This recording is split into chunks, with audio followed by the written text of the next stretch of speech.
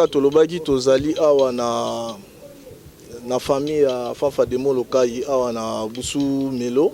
Donc tout le monde bande connaît les Cambodgiens, j'adore les Cambodgiens bien qui est masque pour le coronavirus. Donc les premiers villageois de Molokai. Donc on est venu banda ba masolo donc Azambiaka ancêtre pena na makambo ya vivre la musique. Donc bonjour. Bonjour, monsieur le journaliste. Tu es bien temps et ça passe pour la famille à vivre la musique. Qu'on perd de l'issue ndeko moko bozaki na ye.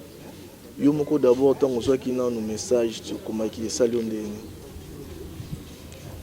Vraiment makambo on est là et ça passe mingi. Textuellement ndenge nazoaka eko ya Papa Wemba na Tongo ndenge pe nazui ya ndeko nanga Fafa. Na Tongo ekwela inga lokola kake. Moto benganga pona otuna ngake est-ce que oyoki sango moko boye ya boye vérifier nano. Alors comme nazaki nini na bengi baloma redi amisi na poto na ebisi ba ebisi nga boye est-ce que ça solo ya inda ya confirmer ngake ya solo za ndengo na et ngaki très choqué kuta nga kuna zolia na au déjeuner na tiko déjeuner bika matanga banipika na leo wana e pas ces alinka ke kotala baobo évoluer bango bana bo mwana tozaki na bilenge ba 18 ans puisque Fafa linga na inane d'âge donc toza moninga penda et 57 na 58 donc toza pena bilenge ba 20 ans 19 ans et puis vivre ezalaki eloko moko loka famille et loka baorchestre mosusu te ndenge ezalaka biso ozalaki pena yo kolonga okolala epa baningana tokoma yoka bandeko.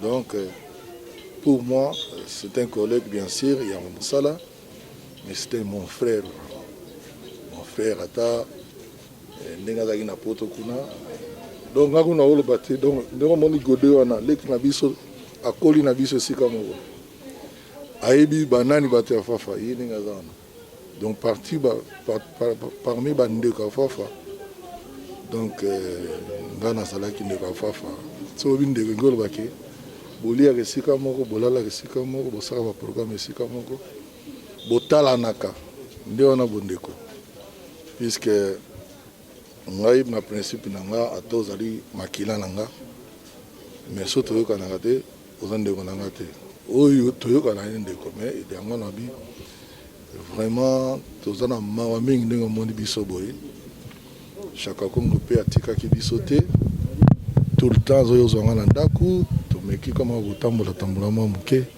mais talaka toza na période ya baconfinement banini ma osala te yenge oloba te ke soki makoki eza te nde bomanifeste mpasi oyo boza nango te tolukaki esika libota ezali yango toye tosangana na libota mpo tolela ndeko na biso yango toyaka awa vraiment eza très choquant parce que so natali na lignée na biso tokomosila et ça fait très mal, ça fait même peur, mais il y a un zéla biso nyonso to perdre grand artiste, grand chanteur au sakanate donc ata uti na pongi solbe boka hindu donc j'étais to imbine banzemo na ngai belé to imbine banzemo na epe moi ebelé c'était un combattant à champenda et nengizalaka.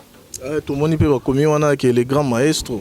Les grands maestros, solo les grands maestros sali yazalaki omoni ba mission musu bazalaka ayebika banzembo oya biso ndenge l'air biso to ba jeune ndelo ka pe bino ayi no mais yazaki siko passe partout donc c'est-à-dire ako bandela bino banzembo bakale ti no ya sika zo boka kaka donc c'est un grand homme, un grand musicien. Pour nanga ke mobeso akependa mobeso famille zalaka na bakasi puisque mama nzambe zaka bongo ya pesaka ye moko pe abendaka biso moi tosalela te yango tokoye tozali longo na libota na ye na biso pe bao tozali libota na ye ya pembeni todelana ye esika moko mpona journal lelo kwa. Ve Jado le Cambodgien, ve na biso akauka, ve na ngapi na akauka. Ve na biso akauka, magere moko ve na ngapi na akauka. Témoignage nini bato bako garder lelo sur comportement peut-être en dehors il y a vie artistique. Il y a Fafa Demo Lokai. Ninga zalaki libanda na bato. Mais à vrai dire d'abord il était un garçon intelligent. Son bien intelligent, c'est-à-dire que bien éduqué, avec Yatanga, il s'exprimer très bien dans la langue union sobiso to utiliser le français, lingala tout ça. Et avec conflictuel il y a ce problème là et bien de s'occuper wana et s'occuper wana. Vous comprenez? Avec un problème là mototé. Et c'est parce que voilà toujours ceux qui m'ont confiné le là non. Moi je dis c'est que on a yebi na frère nanga. Tout le temps on a na poto. Quand ndenge to vivre kala, quand ndenge to continuer. Ya talinga na ndako to kasi na manga munanga na moi c'est na sia ya manga moi bisolo ti là sous tipo quoi. Dans un hôtel. Donc notre moko très calme, très bien, très social na baninga. Mais donc côté non au moni madame naïe biso de repère sa histoire ningi babanda ti lelo baboti bana mwana libanda bimate o ngabona kota o tala donc sérieux donc c'est ça le problème tu perds dépendant des tu perds d'éléments Congo peut perdre parmi les chanteurs à perdre un grand artiste bon il y a comme Nzambe mon et Zarnapé m'a vraiment peur en son âme et on te dit ça à Libota. Étant qu'ancien, il y a mon local. Pour ceux qui sont là, le lot moko qui n'est sur la chaque Congo, on a le baran na famille à vivre la musique. Aux anciens, aux mukolo Jado les Cambodgiens, boleli ndeni. Bino banse, tu veux que ba musu bazana na poto.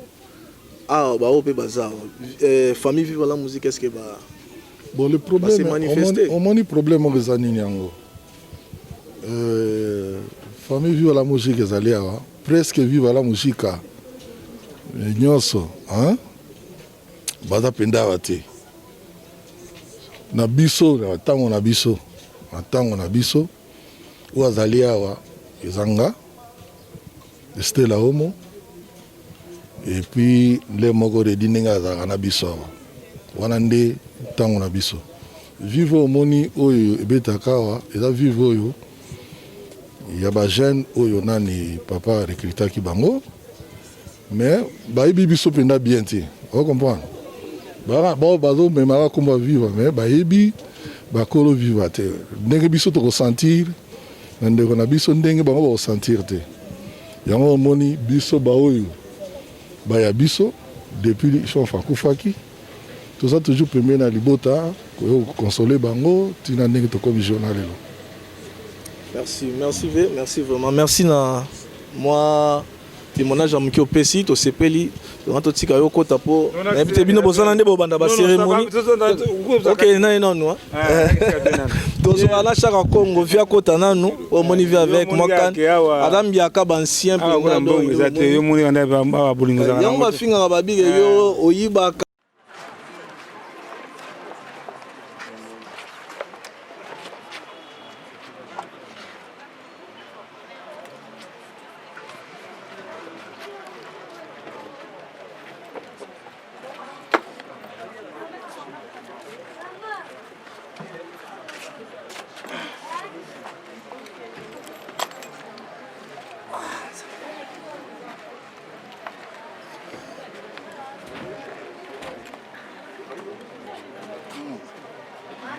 Bicho simba ki.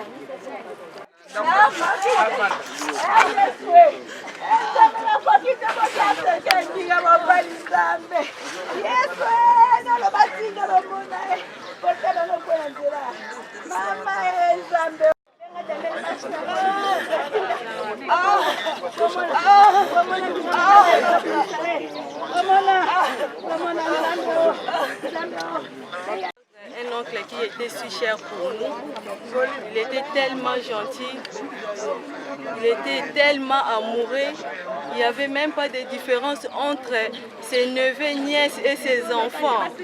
C'est vraiment pas facile pour nous, c'est pas facile. Mais en toute chose, nous rendons grâce à Dieu. Nous rendons grâce à Dieu parce que c'est lui le maître des temps et des circonstances. C'est lui qui a permis que cette circonstance nous arrive dans la famille. Je rends encore une fois grâce à Dieu. Au nom de toute ma famille et à mon nom propre, je vais faire la lecture de la biographie de mon oncle Fafa de Molokai. Biographie de Fafa de Molokai. Jeudi 4 juin 2020 est mort à Paris d'une maladie, d'une courte maladie. Le chanteur de charme Fafa de Molokai a 63 ans, membre et pilier de la Viva la Musica de Papa Wemba. Un pan important de l'histoire de ces mythiques orchestres part avec la disparition de cet artiste et chanteur de grand talent, connu pour sa fougue et sa présence exceptionnelle sur scène. Ce qui marque chez ces colosses de plus d'1 mètre, 2,80 m, c'est la douceur et surtout la voix traînante, particulière, presque féminine et inimitable. L'histoire commence dans la ville portuaire de Matadi, dans l'embouchure du fleuve Congo. Un dimanche 12 mai 1957, dans une famille de 9 enfants, d'une mère institutrice, dame de fer, Maman Adèle Kwangu Wangizulu, et d'un père marin décédé très tôt en 1966 d'un accident de voiture. Souvenir atroce au gamin Fafa de Molokai qui ne conduira jamais toute sa vie. De son vrai nom, Ngizulu Kubiala Honoré Fabrice fit sa scolarité à la colonie scolaire de Boma, célèbre institution qui a vu défiler de générations de l'élite du Congo central et du Congo en général. Il chantonna ce premier son dans cette véritable cathédrale du savoir où il rencontrera le futur compositeur de l'amour scolaire, mascotte de Catalas, qui deviendra son ami et coéquipier dans l'orchestre Festina. Il descend sur son Matadi natal pour terminer ses études secondaires. En parallèle, il rejoint l'orchestre Guy Boys, tout en étudiant à l'Athénée de Matadi qui deviendra Institut Londe où il fit une rencontre étonnante avec le crack du droit et futur ministre de la Justice du gouvernement Kabila, le professeur Luzolo Bambilesa, alias Périclès, qui grattait la guitare solo. Ils garderont des liens jusqu'à la mort et ne manquaient pas de se voir chaque fois qu'ils descendaient à Kinshasa. Il fit la rencontre aussi de Shimita, grand chanteur et danseur devant l'Éternel dans Grand Zaïko de Manuaku. Il termine ses humanités et part à Kinshasa pour continuer les études supérieures.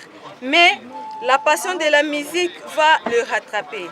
Il s'installe à Fankobel, Kimbangu entre parenthèses, et il rejoint quelques jeunes du quartier dans l'orchestre Asia Mama, puis le Wondostok Bikumba Kumba. Une prestation de Wondostok Bikumba Kumba en première partie de Yoka Lokole lui donne la chance de montrer ses talents et surtout de rencontrer son futur ange gardien, Sek Bidens Munganga, qui, dès le lendemain, le sollicita pour intégrer Yoka Lokole en perte de vitesse. Cet orchestre ne dura pas.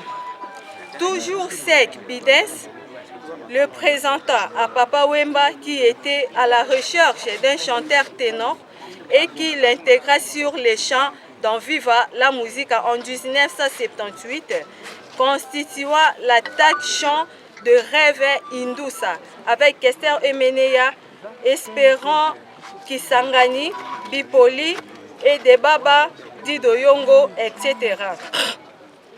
Il chante Chéri Jita, Bolingo Ya Passiona en 1980 et explose en 1982 en chanson Ambro Jenny.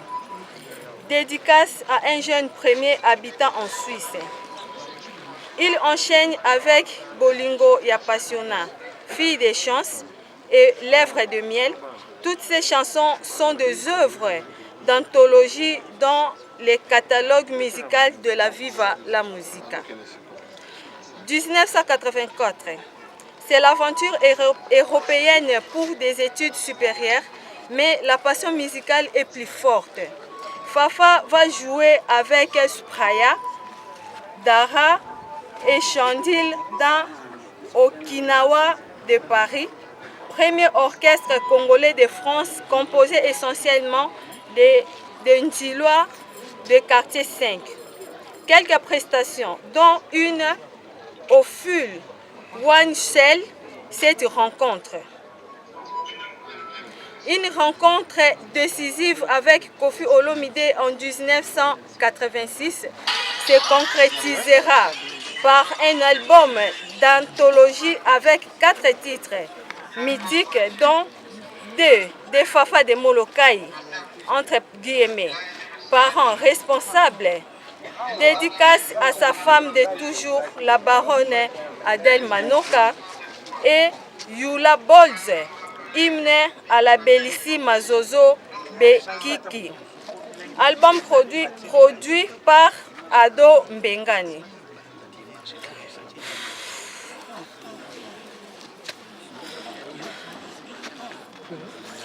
Papa Wemba s'installe à Paris.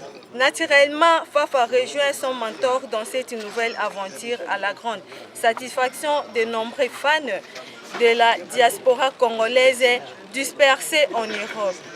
Pendant de nombreuses années, Viva la Musique met une France, les soirées parisiennes, en particulier la salle IEC, l'entrée de Cambronne, les salles bruxelloises ou suisses, etc., jusqu'au clash en 1992, où il claque la porte de Viva la Musique suite à des divergences avec le staff de Papa Wemba. C'est le schisme. La grande cassure. C'est l'âme de Viva la Musique part avec Fataki, Lidjo Kwempa, Luciana de Mingongo, Awilo Longomba, Bongo Wende, etc. C'est dissident mental, la nouvelle génération de la République démocratique, dont la sortie va entrer dans les annales de la musique à Paris avec un look et une pub à l'américaine orchestrée dans Main de maître par Gina Kiakou. Jean et blouson en cuir, jeans plutôt, et blouson en cuir donnent à ces jeunes gens survoltés un air de nouveau Rolling Stone ou Beatles africaine, la présence de la fougeuse regrettée Jana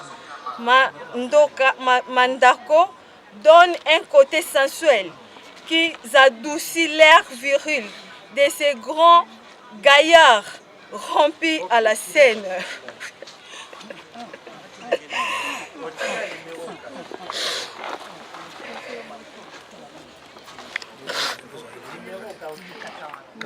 et à leurs pieds.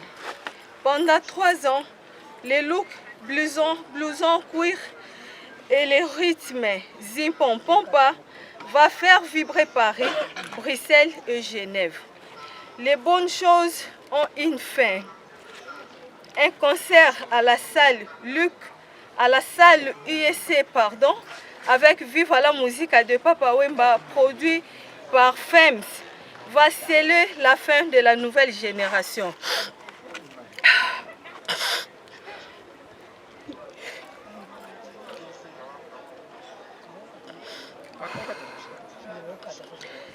Une dispute au sujet des problèmes financiers et d'ego va précipiter la mort de cet orchestre. Comme un clin d'œil, la belle Jenna Mandako, mère d'un cancer à Paris, on est en 1995. Le temps passe. En 2010, il fonce avec les amis de musique Act Tour. On retrouve Juna Janana Stino, Linjo Kwempa, Koshiniwa et autres. Les démons de conflit interne entre membres aura raison de cet ensemble avec bagarre en plein concert, à mots entre musiciens et colère. Adieu la musique, acte 2. C'était en 2015. Fafa se tourne vers l'art culinaire et devient chef cuisinier au resto universitaire de Nanterre. Il tente une carrière solo qui le ramènera à Kinshasa ou Bruxelles. Il presta avec son idole de toujours, Papa Wemba ou Redi Amis. L'artiste laisse un album en chantier chez Sek Bidens Munganga.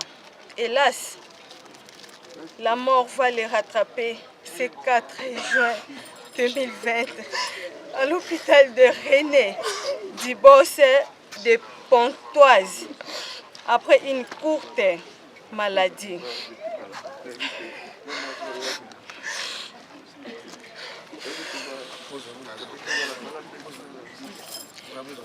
Fafa laisse 6 albums et plusieurs chansons d'anthologie, dont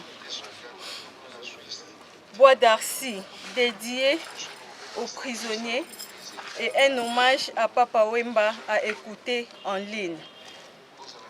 Juste après la lecture de la biographie, on va nous mettre cette chanson-là. Fafa était mariée à la baronne Adèle Manoka Koubiala, son amour de jeunesse, et laisse 3 orphelines, Émeraude, Mirella et Cheyelle Koubiala. Fafa avait beaucoup de projets, dont un jubilé de sa glorieuse carrière musicale et un restaurant musical reliant ses 2 passions, l'art d'Orphée et l'art de la table, et cela à Kin ou Matadi. Ces grands sets de notre musique laissent de nombreux fans et amis dont Rémi Bazou, Raph Botela, Maï, Titi, Nzoso, Sissi, Selenge, Karta, Jonolo, Moussa, etc. En larmes, car ils adoraient sa simplicité et son élégance sophistiquée de sa père old school. Il rejoint Papa Wemba, Debaba, Alexis et J.C. Katanga. Fafa était cousin au célèbre pasteur congolais Fernando Coutinho, de Souri Mambika Djani et les fils Mambika. Voilà en bref la vie de Fafa de Molokai sur terre. Adieu l'artiste.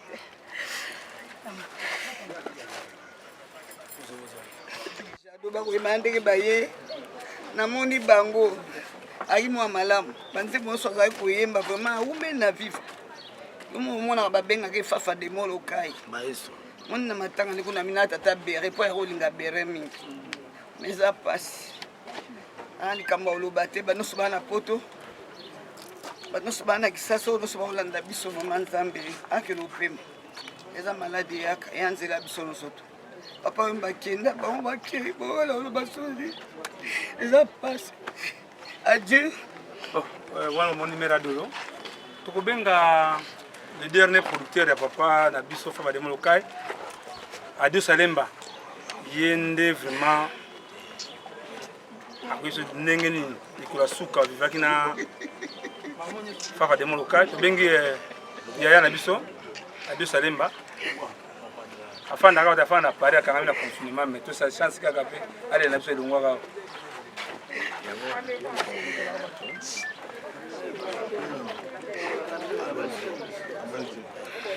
Est-ce que vous limite parce que vous avez comment moi été Bofuka makaka.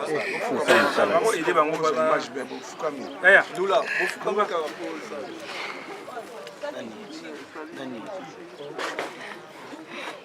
Fanta.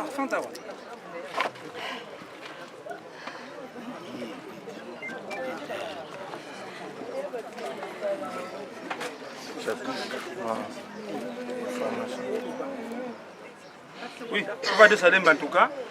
Oyo bayebaka gilet d'or yenda produire ba orchestre belé na Kisasa na Poto. Ba misala suka ya fa ba de moloka ezalaki na studio na ye. Grand frère alobala. Bon, ndenge na uto olobana ba collègue ninga oloba te parce que émotion za makasi. Tant on a na ligne que fafa akufi. En tout cas, on a été à blague ou bien au Kosa. Parce que nous avons un fanfare dans le studio et pas dans le studio. On a Janana, Bazaro Yemba, nous avons tout ça, hommage à papa, on a la télévision. On a aussi la montée, on a l'examen Mikolo. Nous avons dans le studio, Azo met la whisky, Mickey Wana, a mêlé au moins 6 bouteilles. Sur la tombeau qui a bien, au pays, ils sont mélangés les sous dont Azo met la caca, Azaki bien. Mais là, on a mon écart, Azo Samo, Bagout, Namakolo, ils ont vu maman, ok.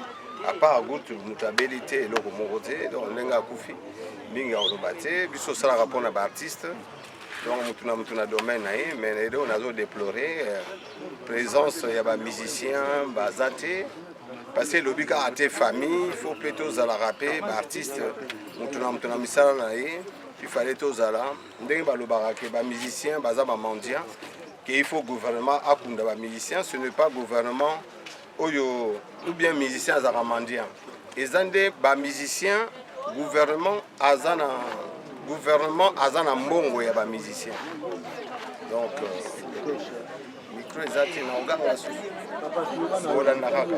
Gouvernement de aza devoir ba musicien. Ce n'est pas dit que ceux qui ba musicien ba kufi ba kenda ko demander mbongo pas ya gouvernement. Non non.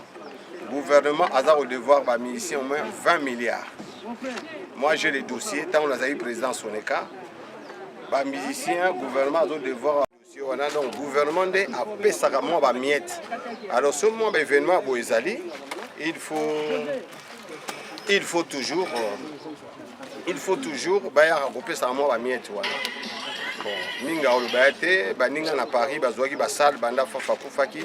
Lelo baza na salle sikoyo donc lokola na remercier la famille Ndunga na ba maman nyonso baye ba maman kuti baleki mibali na mingi to remercier ba maman donc minga oloba te ngana kangamaki na confinement donc suite rozala les tozo mais fanfa zala ki nanga moto asuka na studio to swana kanae to blaga kanae to za baninga to kola ensemble to bunda kanae po na sina bunda na écoute po to za ba master. Donc c'est un ami, un frère.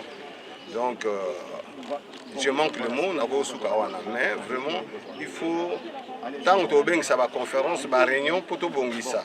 Sokoda, tout bongisa, imiko pour na ba tokota na ba droit na biso, na c'est pas la peine que message panzana partout. Pour tout bongisa quand même biso da ba mandian te na mbongo ebele moyena lo bango ya te po eza l'état zo devoir biso mbongo ebele donc l'état za na nyongo na biso so moni ba gens na nga Soneka gouvernement azwa pesa bango matricule na barème pour bafutaka bango na l'état, c'est que l'état a le devoir à biso mo tokoloba bango na baconférence avant na zongo.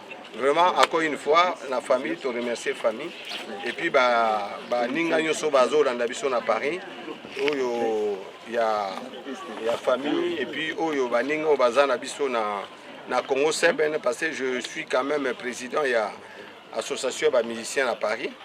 Il y a un président Niboma. Parce que le même gouvernement, sur la situation à Ben Yamabo. On a essayé un peu tout Bundalaire Nazarakia. Musiciens au Koufa, Batiki, le Kola Moutupamba, mais ok, tous en Ambongo et Bélé. Donc, de toute façon, encore une fois, merci beaucoup. Merci. En tout cas, merci.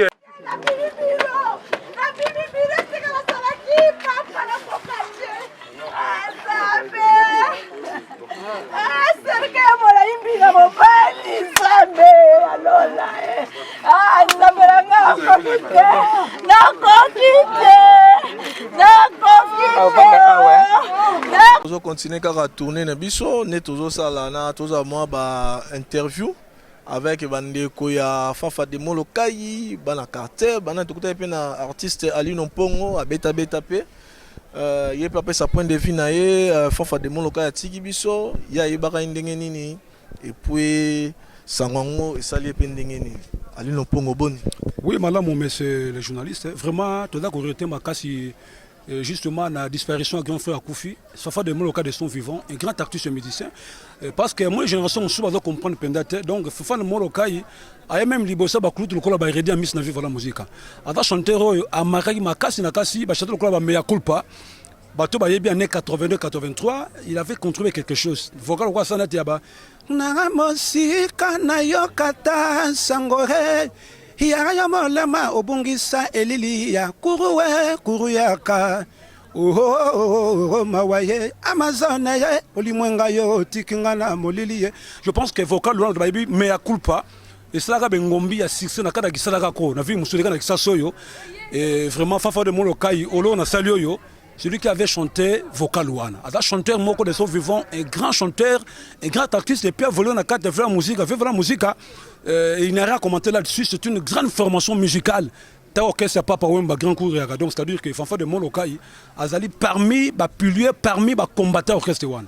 Vraiment azali artiste autour de Blaming était mais biso en tant qu'artiste ça nous a fait trop mal, il y a qu'au perdre un grand artiste le Fafa de Molokai, vraiment Mongongo wana tembre wana je ne peux pas se dans son dernier et puis biso pas ça au saranate Ali Nompongo olobi aza grand artiste Fafa de Molokai batu bayebi o bayebi peut-être ba robeta bango pe histoire ba comprendre tout ça awa place événement izo salama mais toujours les là ba ministère bazate tout ba bena vérité ba ministère bazate et surtout famille à vivre la musique tout monde bango te. Bon, moi je pense que les artistes et musiciens, ce sont des gens qui sont très solidaires. Même je pense qu'il va nous rejoindre dans cet endroit pour nous rouler la grande réflexion à Koufi. Et puis on dit que par rapport à Mboko, on dit le confinement, tout qu'on soit, c'est l'une des raisons aussi que je ne suis pas un peu enfermé quelque part. Mais je pense que d'autres artistes, ils vont nous rejoindre pour attendre la coulou tout peine de Ronabisoyo. Au père de tout ce qu'on a été, tout le monde a peut-être interview. Peut-être une interview à Salo bien à photo bien à Jakala. Mais nakasi bandeko, bagoyen de biso ce n'est pas un problème. Bagoya. Ça va, merci. Mais un dernier mot.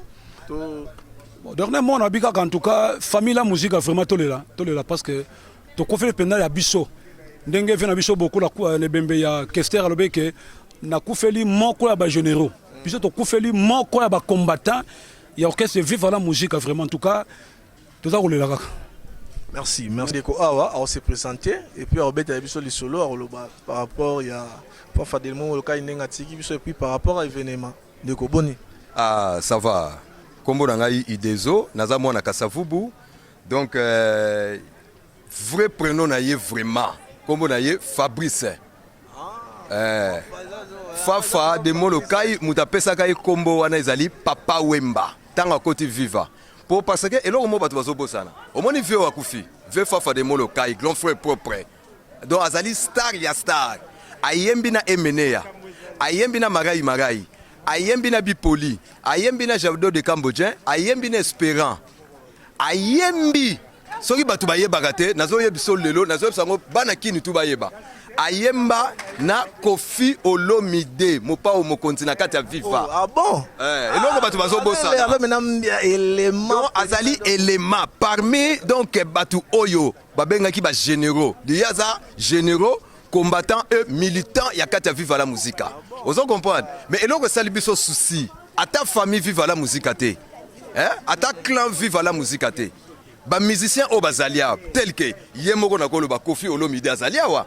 Redi azaliawa ba musicien tout batikali président Josaro azaliawa na yomoko mopao mokonzi bozaliawa bonibo balo bateke o bayebi balabalo yote balo bateke bayebi lupango yote bazalaka ko ya awa bango tu bazali ko ya na papa wemba bande ko ya awa mais na yomoko pe mère Amazon mais na yomoko naza ko s'adresser mingi na yomoko pe mama Amazon olingolo bateke yo yokaki likambo te oyebi yango mais bosali neti basambla ya kotika kaka neti biso bana quartier neti to lelavier to kundavier ouais là oteka lopango mais wana za makambo na bango en tout cas journaliste tika polémique wana wana za makambo na bango ya famille na ye mais tozolo bakaka non amona ni dete po yenda azali mama na bango Fafa de Molo Kai za lokola mwana na bango yemu tatika na charge à vivre c'est normal eloko sali biso ka pasi ya mwana mais na bolingo nzambe biso to sangani to kokai kotika te mais bayeba yango liwa ezalaka pona mutu moko te liwa ezalaka pona biso nyoso merci merci Clarisse pe malga les gars merci kaka donc biso to sara musala wana bolandi donc to bay to zoma ba to pe ba fan ba yebi pe histoire ndi bomoni nde to zui pe bandeko wana to ki pe famille bandeko basi ba lobby basali matanga la mbongo na bango moko l'état tche loroté ministère à culture kutu teo asokoda bakosi bine loroté o ba musicien basala ki eloroté basali matanga na ndenge na bango famille bango moko ba musicien ba ete ezala Viva la Musica donc to monika Jano le Cambodgien et sili na bandeko kaka ba connaissance ba mi bato ba yebi ba fan banani tout ba musicien ba ete donc biso to sara musala venanga Erikudia na Belgique abosani te Maria Kauka Sanda Kabulai Sanda Muteba Jenny Muteba to sara musala Gadimu ya ndula biso musala kaka donc tozozora bandeko bomona par rapport événement ndenge salami awa donc beau vivre quoi tout la sabino net to ba Sandra Jenny TV tout ça dans actualité donc descente au kita donc j'écoute tout donc to sara musala ba vérité nyonso yango bo ra na munoko bato biso to la sabino to lobby donc bino tout Frank Tsakala Paris 13 donc biso to sara musala merci et to continuer kaka ba hommage na biso to ye asko to solo na maman a se présenter ngana lobate ye moko se présenter le baso kazanani et puis a koloba par rapport à événement maman uni kama wat est-ce que ça batu o bazolanda baye bozana kombo na yo et puis ozanani kombo nanga Dieno mama Dieno nazali grande sœur à Fafa de Molo Kai. Voilà. Maman Diemo fanfa lelo atiki biso de londe maman Jeno maman Jeno fanfa atiki biso le londe akunda ye d'abord en tant que yana ye témoignage ne kopesa ya fanfa na longoli kuto eloko yo témoignage ni na kopesa pour la fanfa aza na mort mingi alingaka ne ba problème te aya moto ba blague ya ba humour en tout cas il va beaucoup me manquer on a repensé témoignage asonaka na ye te donc aza penza aza bien ponanga et que vraiment il va beaucoup me manquer boyaka ne ba problème alingaka ne ba problème te na na mona penza place de fan fazo soana te na na mona te peut-être en dehors il y a famille bien na ba musique kuna mais vraiment na na mona te na na mona place ganga te place silika te eloko moko te na ebite ndenge ko silika ne zalaka modèle ni na ebi yango te vraiment il va beaucoup me manquer maman fanfa za musicien munene abeti pe na orchestre munene Viva la Musique et papa Wemba bon na to fingi mutu te tolobi pe na ndenge mabe te tolobi ka na sens que lelo bato bakotala image bamona bakokamwa bamoni ata bamusicien te surtout famille vive la musique ata bamusicien mosusu baorchestre mosusu nini tout ça un message par rapport kaka oyebi na mokili batindaka moto te kende linganga makasi jamais na place ya passe na place ya mawa nde koyeba nani moninga na nga nani ndeko na ngai ezali moment moko ke de découvrir qui est qui. C'est que je peux dire que ça. Maman, liloba na batu nyonso obaye na ba nyonso kuna pe ndenge cérémonie salami loba suka potoka liloba suka na koyi koloba amour boyo baye awa et toucher bango bazan amour bazana bolingo vraiment na koloba yanga ba déplacer ba yawo ceux qui baki na bolingo te bakoyi pe ko déplacer te bato nyonso baza ko les enfants fa partout donc bayebi ke bazana eloko moko bagarda pour la fanfa et lokola témoignage na bango moko ba témoignage moko na moko ekokanaka te mutu na mutu aza na témoignage na ye oyo mutu na mutu aza na témoignage na ye oyo mais na moment oyo ndenge tovandi même na bato baza na poto moto moko na moko aza na eloko oyo ye alinga mpo na fanfa eloko nga na kolobaka yango wana c'est l'amour ozala mpe na bono ba vocal vocal to elo mo be fafa yemba etake ndeko no yebi oyeba nzembo fafa yemba kale nzembo gaye nzembo nini nzembo kaka alingaki kolata bien le mosusu akoti na ndako fo abetelanga makolo na se mpo ka natala fo natala kaka sapato alors ndenge na ya kosala ye soki abeti nasali semblant neti namoni te ake abaluki so abeti akosumba kasi papa abeti salo bia ya nanga tala ozasa semblant tala western voilà. Merci beaucoup, merci vraiment. Ok, merci beaucoup. Merci mille.